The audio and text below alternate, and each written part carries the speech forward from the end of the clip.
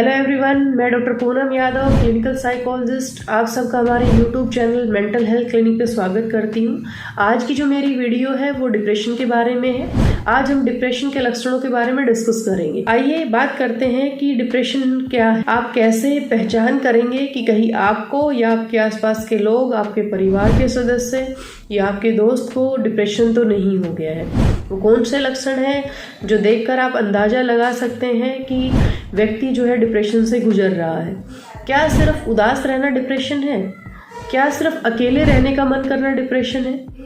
क्या सिर्फ उदास रहने की वजह से या सुसाइड करने के विचार मन में आना या कोई ऐसी जो है अपने आप को नुकसान पहुंचाने की कोशिश करना सिर्फ डिप्रेशन है?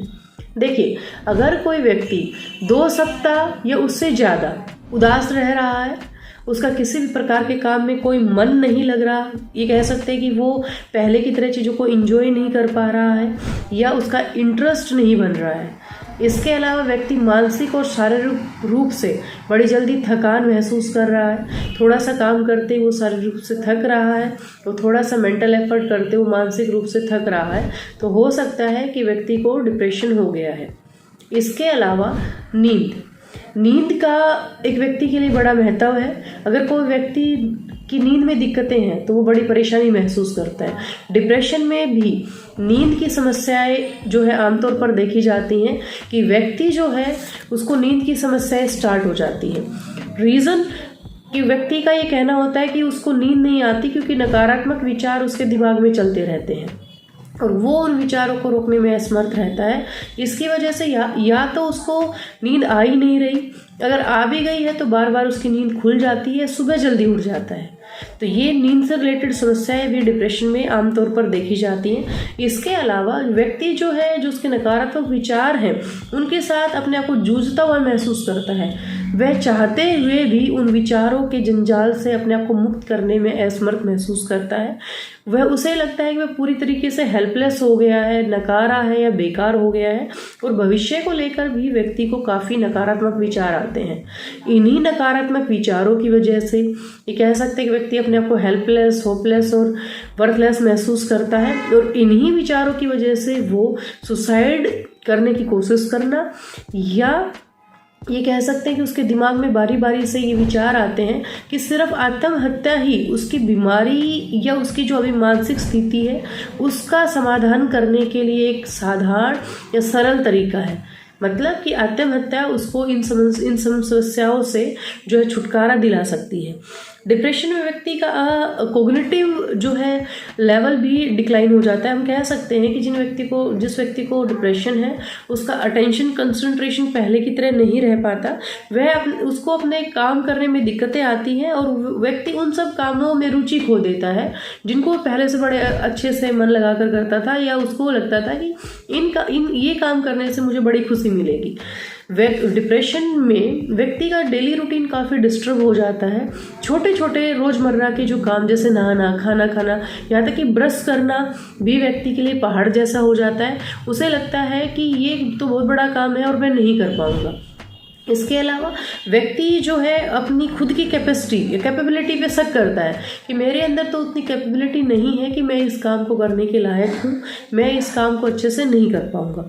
डिप्रेशन में व्यक्ति अपने आप को अकेला रखने की कोशिश करता है क्योंकि उसका मन जो है अपने आसपास के लोगों से बात करने में नहीं लगता। इसी वजह से वो सबसे कटा रहने की जो है कोशिश करता है और ये कह सकते हैं कि सोशल गैदरिंग या आसपास की जो फंक्शंस हैं, पार्टीज़ हैं, उनको इग्नोर करना स्टार्ट कर देता है। व्यक्ति डिप्रेशन में देखा गया काफ़ी सुस्त हो जाता है, वो किसी भी काम को करने में असमर्थ तो महसूस करता ही है। इसके अलावा उसको ये लगता है कि उसकी बॉडी में अब उतनी ताकत नहीं है कि वो इस काम को कर पाएगा। इसके अलावा व्यक्ति के जो और फंक्शन हैं जैसे भूख, डिप्रेशन का भूख पे भी काफ़ी असर पड़ता है। व्यक्ति का जो है भूख लगना बंद हो जाता है या वो जो है ये कह सकते हैं कि व्यक्ति को खाना खाने की इच्छा नहीं होती और अगर वो खा भी रहा है तो वो पहले की तरह उस खाने को एंजॉय नहीं कर पा रहा है। कई पेशेंट्स में देखा गया है कि डिप्रेशन के दौरान भूख ज़्यादा बढ़ जाती है, वो ज़्यादा खाना खाने लग जाते हैं। तो ये कह सकते हैं कि व्यक्ति के बायोलॉजिकल जो फंक्शंस हैं उन पर भी काफ़ी असर पड़ता है। व्यक्ति का का अपने परिवार की तरफ जो है रुझान कम हो जाता है, वह एक तरीके से एक ऐसी स्थिति से गुजरता है जिसमें उसको ये लग रहा है कि वो किसी भी काम को करने के लायक नहीं है या उससे कोई बहुत बड़ी गलती हो गई है, और व्यक्ति में बहुत सारी जो है गिल्ट फीलिंग जो है स्टार्ट हो जाती है, और इन्हीं गिल्ट फीलिंग की वजह से व्यक्ति जो है आत्महत्या जैसा कदम उठाता है। देखिए, अगर आप अपने आसपास या खुद में भी ये देखते हैं कि आपका मन उदास है, किसी भी प्रकार के काम करने में आपका मन आजकल नहीं लग रहा है, आप छोटी छोटी बात पे चिड़चिड़े हो रहे हैं, इरिटेट हो रहे हैं, गुस्सा कर रहे हैं, या ये लगा लीजिए कि आपको बार बार नकारात्मक विचार आ रहे हैं खुद के बारे में, अपने फ्यूचर के बारे में, या आपको ये लग रहा है कि आप किसी भी काम को करने में असमर्थ हैं, तो ये हो सकता है कि आप डिप्रेशन की स्थिति से गुजर रहे हैं। और अगर आप अपने आसपास भी किसी पर्सन में ऐसे लक्षण देखते हैं तो ये डिप्रेशन की जो है स्थिति है, और डिप्रेशन का इलाज संभव है। आप अगर देखते हैं कि अगर आपको या आपके आसपास के लोगों को ऐसी समस्या है तो आप मानसिक रोग विशेषज्ञ से मिले, या आप जो है काउंसलिंग के थ्रू भी अपने डिप्रेशन को जो है ठीक कर सकते हैं, क्योंकि बहुत बार डिप्रेशन जो है किसी टेंशन या स्ट्रेस की वजह से होता है कि कोई ऐसी समस्या जिसका व्यक्ति को जो है समाधान नहीं मिल रहा, इस वजह से भी व्यक्ति जो है डिप्रेशन में चला जाता है। तो ज़रूरी है कि सही समय पे और सही तरीके का इलाज लिया जाए।